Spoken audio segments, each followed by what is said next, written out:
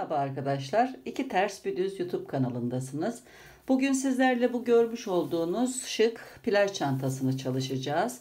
Çantamızın yapılışı gerçekten çok kolay arkadaşlar. Çantayı örmeye taban bölümünden başlıyoruz. Ben oval taban kullandım. Ama sizler isterseniz dikdörtgen tabanda kullanabilirsiniz. Belli bir ilmek sayısına ihtiyacımız yok. İstediğiniz tabanı yapabilirsiniz. Desenin birinci sırasında ikili trabzan örüyoruz. İkinci sırada ise kaydırma yaparak deseni tamamlıyoruz. Bu ilk iki sırayı tekrar ederek çantanın örme işlemini bitiriyoruz. En sonunda da ters sık iğne örerek çantanın bu üst bölümünü tamamlıyoruz. Kulplarını hazırlayıp dikiyoruz ve çantamız kullanıma hazır hale geliyor arkadaşlar. Ayrıntılara geçmeden önce kısa bir hatırlatmada da bulunmak istiyorum. Eğer kanalıma abone değilseniz abone olur, beğeni ve yorumlarınızla katkıda bulunursanız çok mutlu olurum arkadaşlar. Hazırsanız ayrıntılarına geçelim.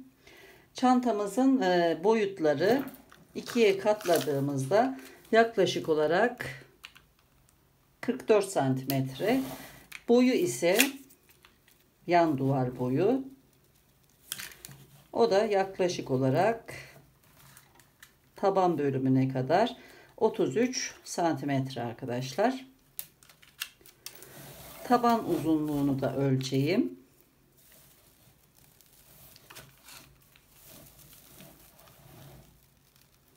Taban uzunluğu da 35 santimetre. Gerekli malzemelere gelince bebe mavisi kağıt ip kullandım.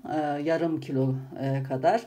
Birazcık arttı arkadaşlar. Yarım kilodan rahat bu büyüklükte bir çanta yapabilirsiniz. Örmek için de 6 numara 3,5 milimetre bir tığ kullandım. Dikiş işlemleri için de bir iğneye ihtiyacımız olacak. Hazırsanız yapılışına geçelim. Herkese kolay gelsin. Çanta tabanını örmeye başlıyorum. Toplam 43 zincir çekeceğim. Tığımı ipin altından şöyle geçirip çeviriyorum. Bir ilmek alıyorum. Bir zincir çekiyorum. Bu zincirde sayarak toplam 43 zincir çekelim.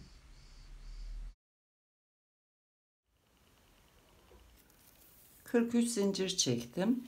İkinci zincire batarak sık iğne örmeye başlıyorum. Şöyle çeviriyorum zinciri. Arka taraftaki bu dişlere batarak sık iğne öreceğim. Bir zincir atladım, ikinciye batıyorum ve buraya bir sık iğne örüyorum.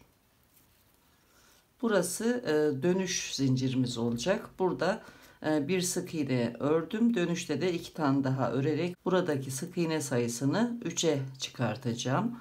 Devam ediyorum. Sırayla ilmeklere batarak sık iğne örüyorum.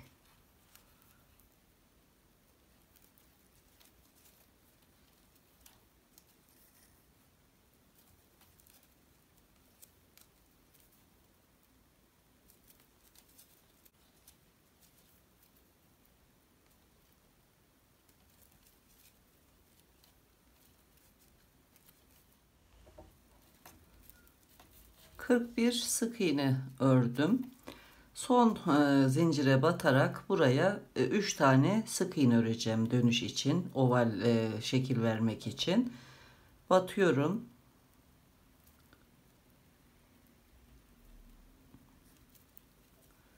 Ve buraya 3 tane sık iğne örüyorum. 1 2 3 dönüş yaptım. Şimdi buradaki sık iğnelerin karşılarına batarak buraya kadar devam ediyorum. Her ilmeğe birer sık iğne örüyorum. Bu fazlalık ipi de araya alıyorum.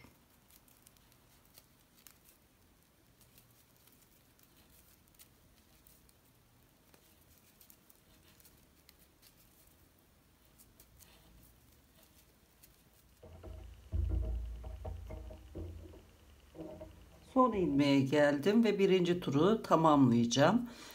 Başlarken buraya bir sık iğne yapmıştık. Tam karşısına batıyorum ve bir sık iğne daha yapıyorum bu zincirin içerisine. 2 tane oldu. Tekrar buraya batıyorum. Şu şekilde bir sık iğne daha yapıyorum. Burayı da 3 sık iğneye tamamladım. Şimdi ilmeği uzatıyorum. İlk zincirimizin ilmeğini arkadan batıyorum. Bu ilmeği arka tarafa çekiyorum şu şekilde. Birinci turu kapatacağım. Burada ek yerinin belli olmaması için bu işlemi yapıyorum. Tekrar ipi ayarlıyorum. Birinci sık iğnenin tam orta noktasına batıyorum şöyle. Gördüğünüz gibi tığın her iki yanında birer sütun oluştu. Buradan bir ilmek alıyorum. Şu şekilde. Daha sonra bu ilmeği de arka tarafa geçirmiş olduğum ilmeği de tığıma alıyorum. Birlikte örerek bir sık iğne ördüm. Aynı yere batıyorum. Bir sık iğne daha örüyorum. Bir ilmek artırmış oluyorum. Sık iğnelerin tam orta noktasına batarak devam ediyorum. Sıra sonuna kadar, buraya kadar.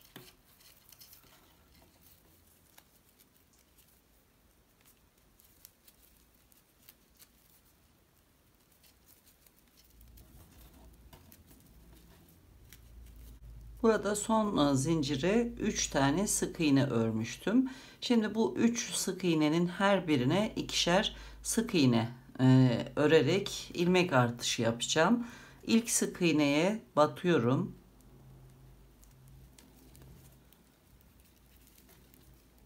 Bir, iki sık iğne örüyorum. Şimdi ikinci ilmeğe batıyorum aynı şekilde. Buraya da 2 sık iğne örüyorum. Üçüncü ilmeğe batıyorum. Buraya da 2 sık iğne örerek dönüş yapıyorum.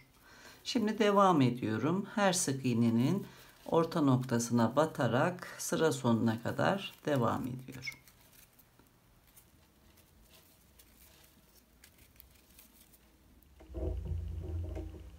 İkinci turun sonuna geldim. Şimdi burada ilk artış tura başlarken yapmıştım. Burada kalan 2 ilmeğe de ikişer sık iğne öreceğim. İlk ilmeğe batıyorum. 1, 2 sık iğne örüyorum. İkinci ilmeğe batıyorum. Buraya da yine 2 sık iğne örerek ikinci turu tamamlıyorum. Tekrar buradan ilk ilmeğin altından arka taraftan batıyorum ve bu ilmeği geri tarafa alıyorum. İkinci turu kapatıyorum. İlmeği ayarlıyorum tekrar. Buradaki ilk çift ilmeğimizin ilkine batıyorum. Bir ilmek alıyorum. Buradaki ilmeği de tığa geçiriyorum. İkisini birlikte örerek üçüncü turun ilk sık iğnesini örüyorum. Aynı yere tekrar batıyorum. Bir ilmek artırıyorum. Bir sık iğne daha ördüm. Daha sonra sırayla ilmeklere batarak buradaki ilk artış yaptığımız ilmeğe kadar sık iğne örüyorum.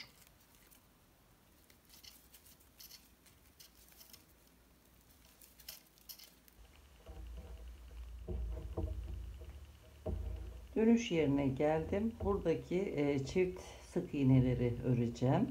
Burada ilk çift sık iğnenin ilkine çift batmıştık. 2 sık iğne örmüştük. Burada ise ilk çift sık iğnenin ilkine tek sık iğne örüyorum. İkincisine çift sık iğne örüyorum. 1, 2. İkinci çift sık iğnenin ilkine tek sık iğne örüyorum. İkincisine çift sık iğne.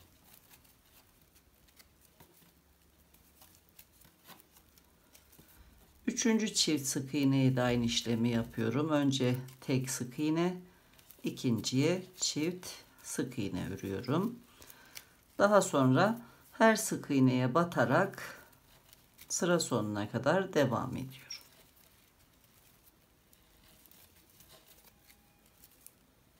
Üçüncü turun sonuna geldim. Burada ilk çift iğnelerden ilkine batıyorum. Çift sık iğne örüyorum. 1 2, ikincisine tek sık iğne ördüm. Sıra sonundaki ikinci çift ilmeğin ilkine batıyorum.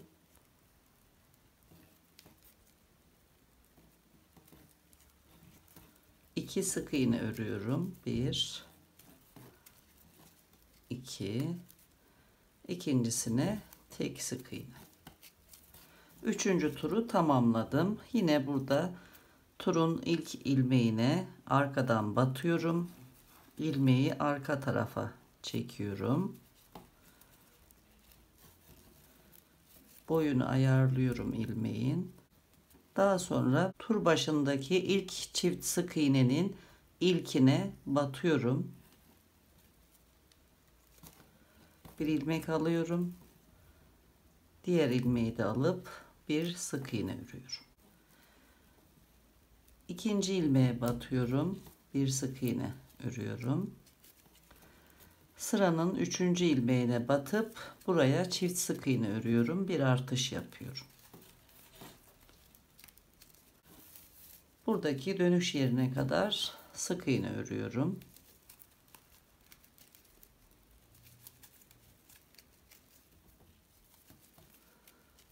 Dönüşe geldim. Burada ilk çift sık iğneden önceki ilmeğe batıp çift sık iğne örüyorum. 1, aynı yere batıyorum. 2. Çift sık iğnelere de ayrı ayrı batıp 2 tane sık iğne örüyorum. 1, yanındakine batıyorum. 2. Tekrar bu sık iğneye batıyorum. Çift sık iğne örüyorum. 1, aynı yere batıyorum. 2. Bu çift sık iğnenin her bir ilmeğine ayrı ayrı batarak 2 tane sık iğne örüyorum.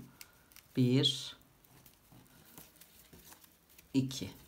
Tekrar bu ilmeğe çift sık iğne örüyorum. 1, 2. Buradaki son çift ilmeğinde ilmeklerine ayrı ayrı sık iğne örüyorum. Devam ediyorum. Tur sonuna kadar örüyorum.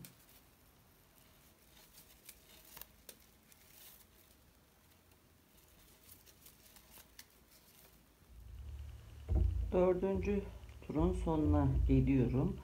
Buradaki ilk çift sık iğnenin her bir ilmeğine ayrı ayrı batarak 2 sık iğne örüyorum. 1, yanındaki ilmeğe batıyorum. 2 sık iğne ördüm. Şimdi buradaki tek ilmeğe batıyorum. Çift sık iğne örüyorum. 1, 2. Tekrar çift ilmeklerin birinci ilmeğine batıyorum. Bir sık iğne örüyorum. İkinci ilmeğe batıyorum. Bir sık iğne örüyorum. Buradaki son ilmeğe batıyorum. Çift sık iğne örerek dördüncü turu tamamlıyorum. Tekrar ilmeği uzatıyorum. İlk ilmeği arka taraftan batıyorum. Bu ilmeği arkaya çekiyorum.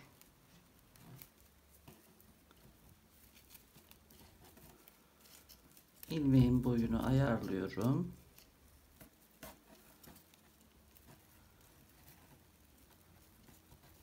İlk ilmeğe batıyorum. Bir ilmek alıyorum. Bu ilmeği de alarak bir sık iğne örüyorum.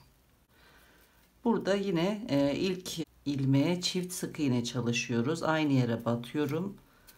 Bir sık iğne daha örüyorum. Bir artış yapıyorum. Bundan sonra bu dönüş yerine kadar birer sık iğne örüyorum.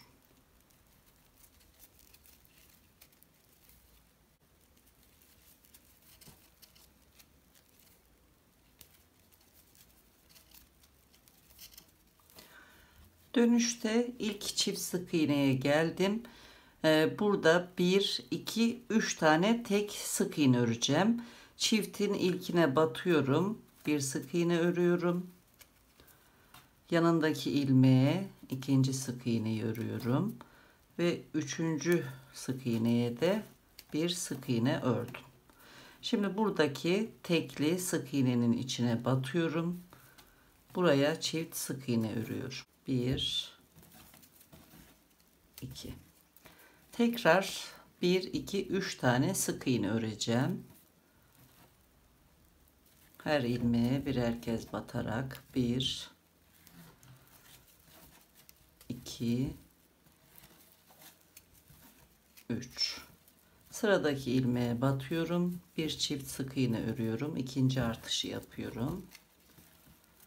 Tekrar 1, 2, 3 tane ilmeğe ayrı ayrı batarak 3 sık iğne örüyorum. 1, 2, 3. Sıradaki sık iğneye batıyorum. Bir çift sık iğne örüyorum. Son artışı yapıyorum. Gördüğünüz gibi burada da 1, 2, 3 artış yapmış olduk. Şimdi her sık iğneye birer kez batarak devam ediyorum.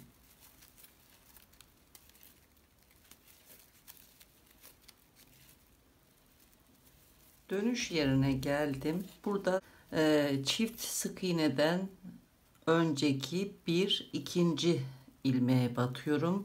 Buraya çift sık iğne örüyorum. Bir, aynı yere batıyorum. 2 sık iğne ördüm. Sırayla 1, 2, 3 tane tek sık iğne öreceğim. Her ilmeğe ayrı ayrı batıyorum. 1,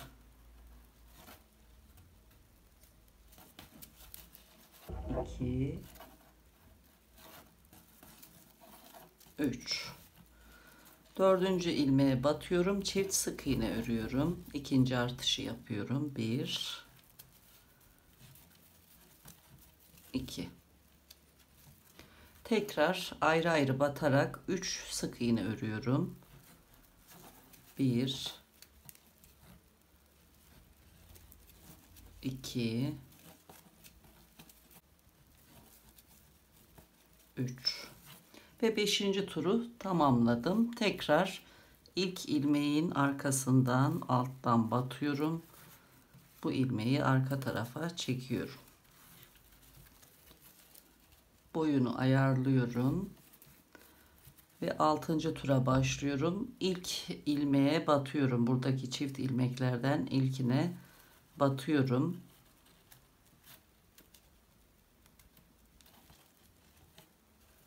Bir ilmek alıyorum. Buradaki ilmeği de tekrar tığa geçiriyorum. İkisini birlikte örüyorum ve 6. tura başlıyorum. 4 tane tek sık iğne çalışacağım sırayla. Her ilmeğe ayrı ayrı batıyorum. 1, yanındakine batıyorum. 2, 3, 4. Şimdi 5. sık iğneye batıyorum. Çift sık iğne örüyorum. Bir artış yapıyorum. 1, aynı yere battım. 2. Her sık iğneye batarak devam ediyorum.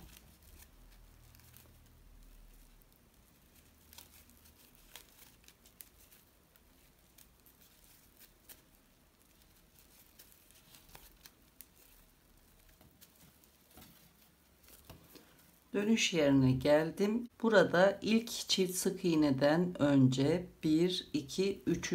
sık iğneye batıp çift sık iğne çalışıyorum. 1, aynı yere batıyorum. 2.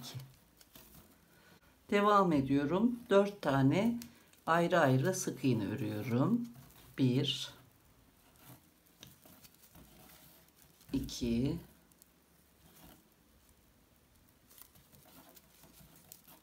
3,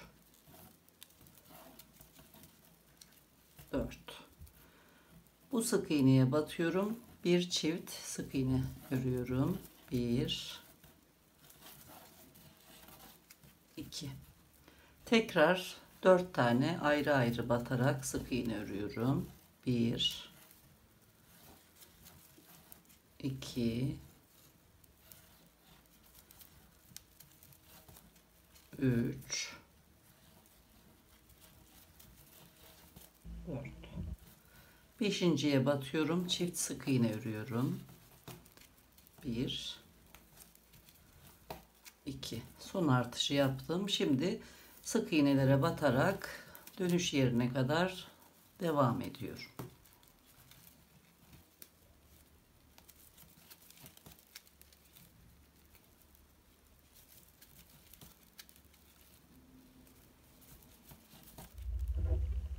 Dönüş yerine geldim.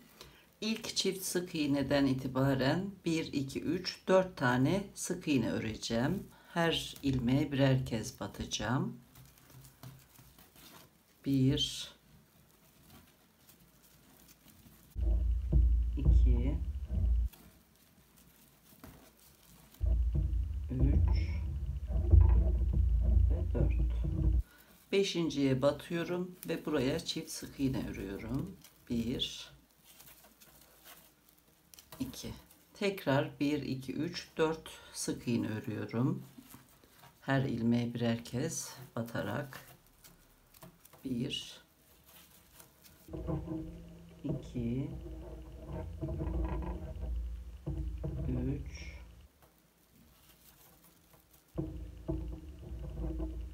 4. Son ilmeğe de çift sık iğne örüyorum ve 6. turu tamamlıyorum. Sırayı kapatıyorum. İlmeği arka tarafa geçiriyorum. Boyunu ayarlıyorum. İlk ilmeğe batıyorum. Bir ilmek alıyorum. Bu ilmeği de tığa geçiriyorum. İki ilmeği birlikte örerek bir sık iğne örüyorum. Aynı yere batıyorum. Bir sık iğne daha örüp çift sık iğne çalıştım. Bir artış yaptım. Bundan sonra her bir ilmeğe ayrı ayrı batarak devam ediyorum.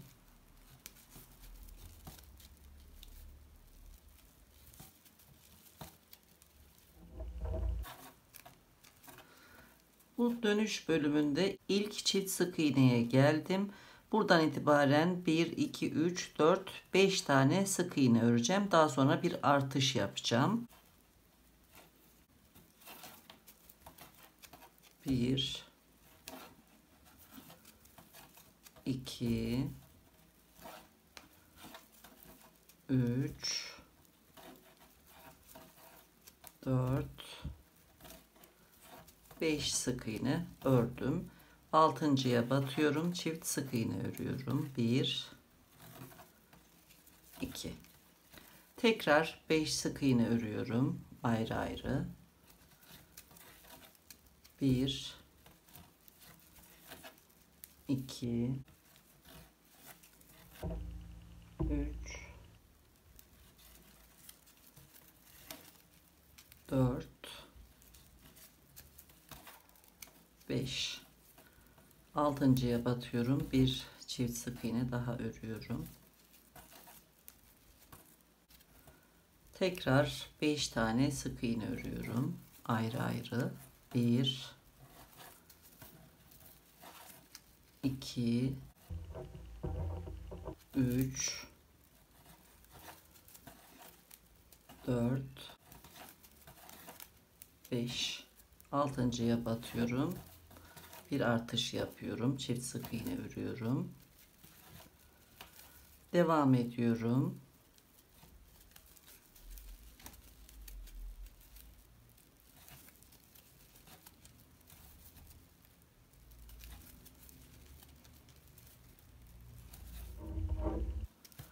Dönüş yerine geldim. İlk yapmış olduğum çift sık iğneden itibaren sayıyorum. 1, 2, 3, dördüncüye batıyorum. Buraya çift sık iğne çalışıyorum. 1, 2. 5 tane ayrı ayrı batarak sık iğne örüyorum. 1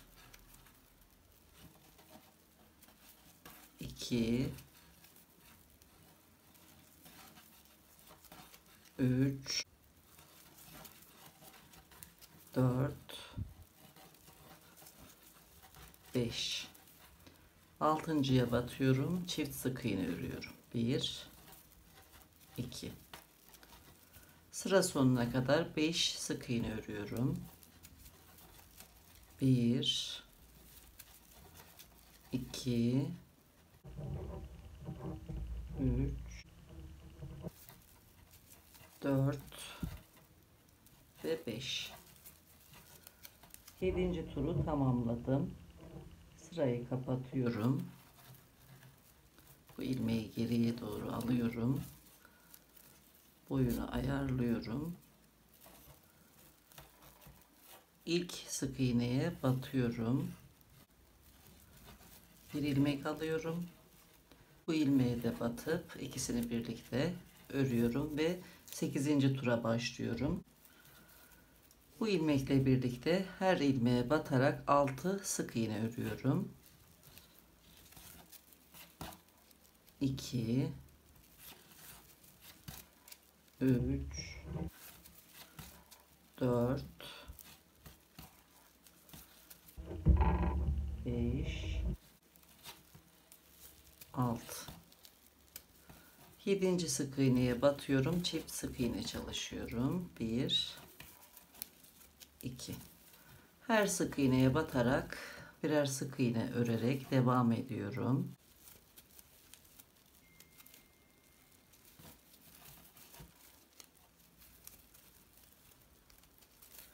Dönüş bölümüne geldim. Burada ilk çift sık iğneden itibaren 1 2 3 4 sık iğne atladım. Burada 5.'ye batıyorum.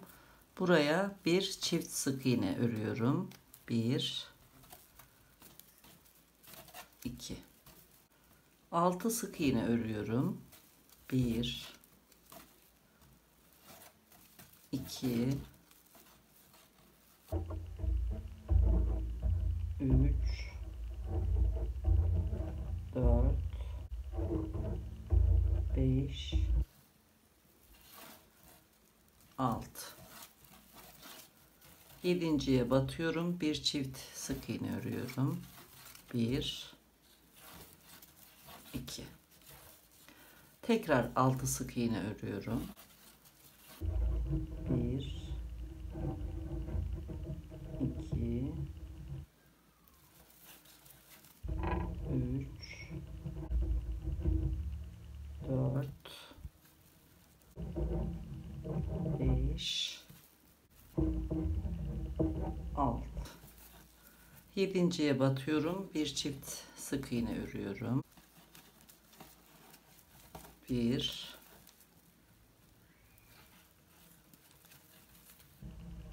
2 tekrar 6 sık iğne örüyorum.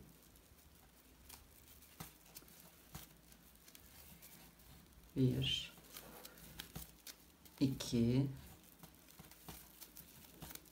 3 4 5 6 7.'ye batıyorum, çift sık iğne örüyorum. 1 2 sıra sonuna kadar, buraya kadar devam ediyorum.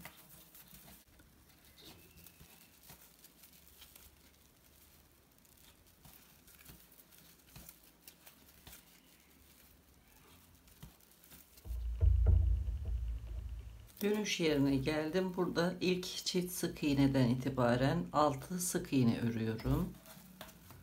1 2 3 4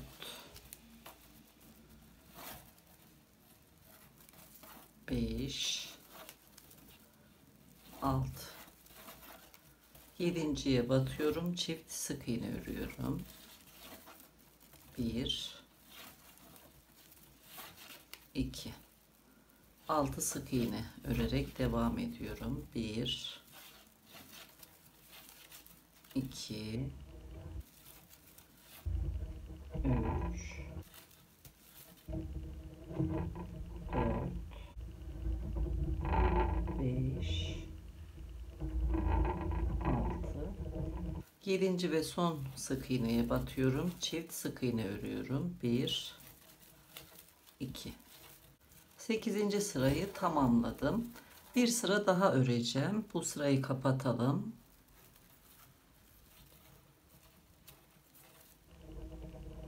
Bu şekilde geriye alıyorum. İlk ilmeğe batıyorum. Bir ilmek alıyorum. Bu ilmeği de takıyorum tığıma ve bir sık iğne örüyorum. Bu 9. ve son sırayı örerken hiç artış yapmadan her ilmeğe birer kez batarak sıra sonuna kadar örelim.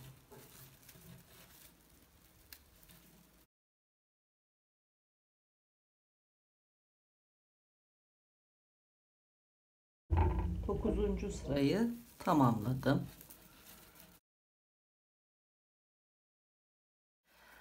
8 sıra artış yaparak 9. sırayı da artış yapmadan tamamladım. Şimdi ipi kesiyorum.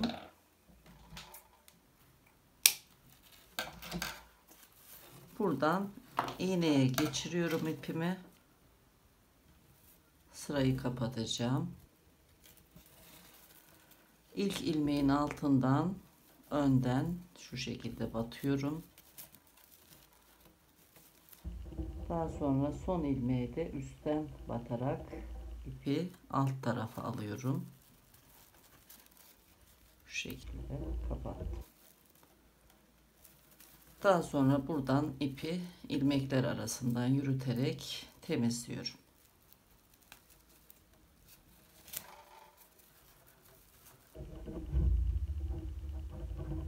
Fazlalığı kesiyorum.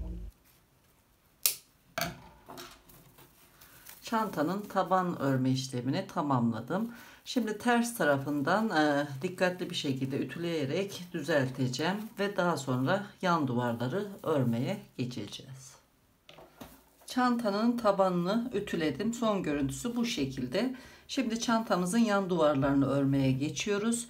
Desenimize başlayacağız. Desenimiz 2 sıradan oluşuyor. Çok kolay ve çok şık duran bir model arkadaşlar. İlk olarak bir ilmek alıyorum. Hemen bu orta kısımdan bu ilmeğin arka taraftaki kanadına batıyorum ve bir ilmek alıyorum. 1 2 3 zincir çekiyorum. Tekrar tığın başını doluyorum.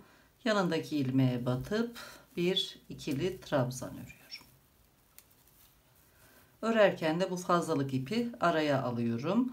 Bu şekilde sıra sonuna kadar her ilmeğe batarak birer ikili trabzan çalışalım.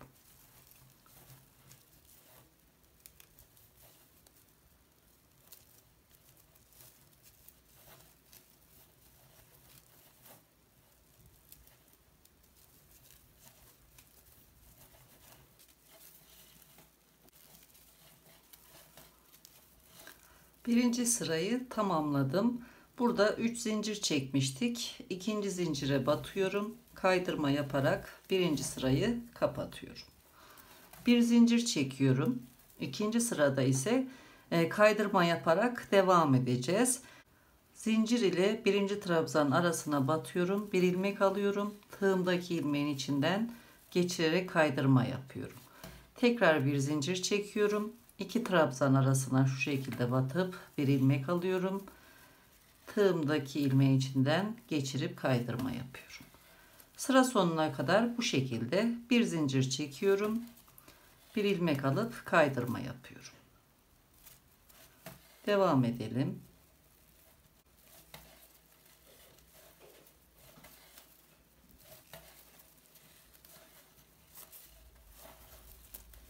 Sıra sonuna geldim. Son kaydırmayı da yapıyorum. Kaydırma sırasını tamamladım. Bu ilmeği biraz uzatıyorum. Bu kaydırma ilmeklerimin arka tarafından ilk ilmeğe batıyorum. 2 bacak var gördüğünüz gibi. Şu şekilde. Bu ilmeği arka tarafa çekiyorum.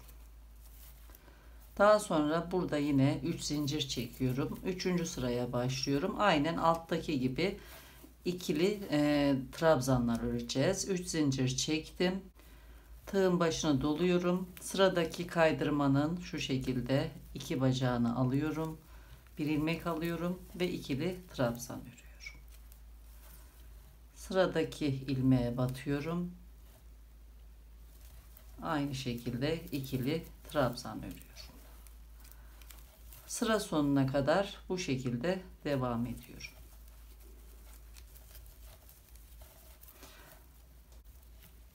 Modelimiz bu şekilde arkadaşlar. Bir sıra ikili trabzan örüyoruz. İkinci sırada kaydırma yapıyoruz. Tekrar bir sıra ikili trabzan, bir sıra kaydırma, bu şekilde devam edecek. Bu sırayı tamamlayıp geldiğimizde yine zincirin tepesine batıp kaydırma yapıp sırayı kapatacağız. Bir zincir çekerek kaydırmalara başlayacağız. Bu şekilde çantamızı istediğimiz yüksekliğe gelene kadar örelim.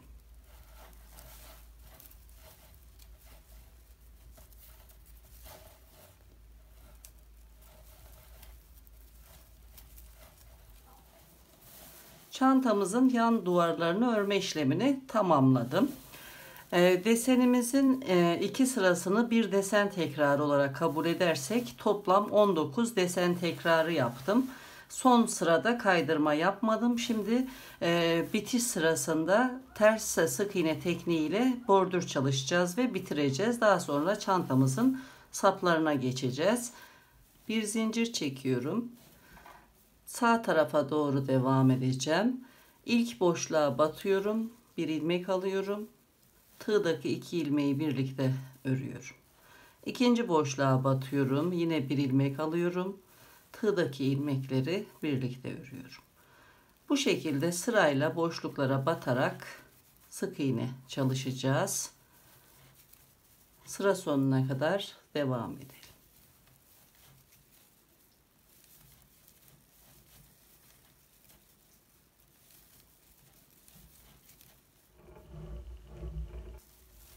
Sıra sonuna geldim. Son sık iğneyi örüyorum. Sırayı tamamladım. Şimdi bu bölümden ilk yapmış olduğumuz sık iğnenin arka tarafından şu şekilde batıyorum. İlmeği geriye doğru çekiyorum. İpi kesiyorum.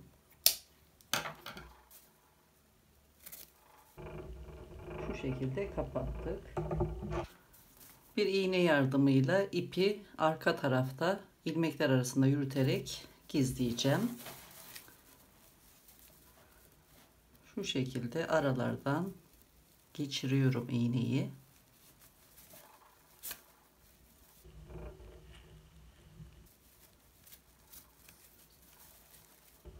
Son batmış olduğum ilmekten sonraki ilmeğe batarak geri dönüyorum açılmaması için.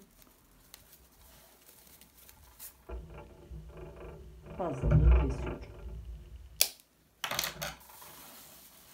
Bu şekilde.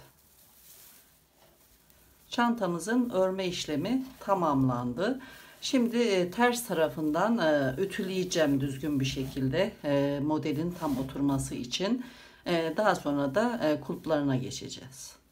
Çantamızın kulplarından birini diktim. İkinciyi birlikte dikeceğiz.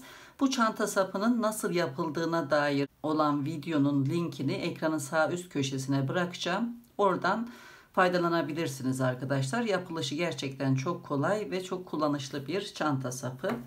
Tam orta noktayı şu şekilde işaretledim ve kulbun yerini belirledim. Ve buraya diktim. Aynı şekilde bu kulba karşı gelecek şekilde de burada yerlerini işaretledim. Şimdi dikeceğiz. Diğerini birlikte dikelim. Dikmeye başlıyorum. Alt taraftan bu işaretli yerden iğneyi geçiriyorum. Biraz fazla ip bırakıyorum alt tarafta. Çantamızın kulpuna da yine alttan şuradan batıyorum. Bu kaydırma sırasının altından batıyorum. İlk battığım yerden çıkıyorum. Çanta sapının da uç kısmından alttan batıyorum. Sıkıştırıyorum ve bu şekilde dikiyorum.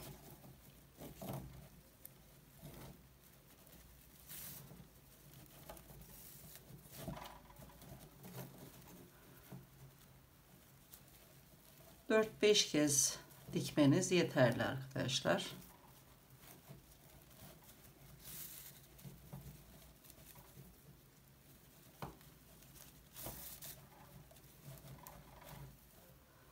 İpi alt tarafa alıyorum. Şöyle. Burada bırakmış olduğum iple şu şekilde bir düğüm atıyorum.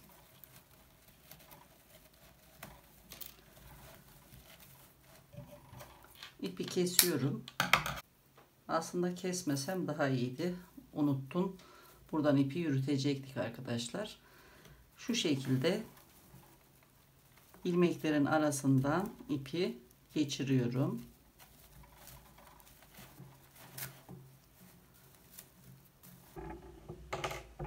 Fazlalığı kesiyorum. Başlangıçta bırakmış olduğum ipi de aynı şekilde iğneye geçiriyorum.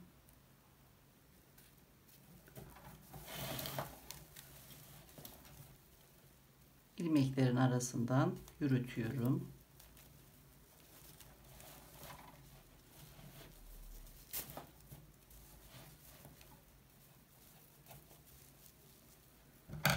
Fazlalığı kesiyorum.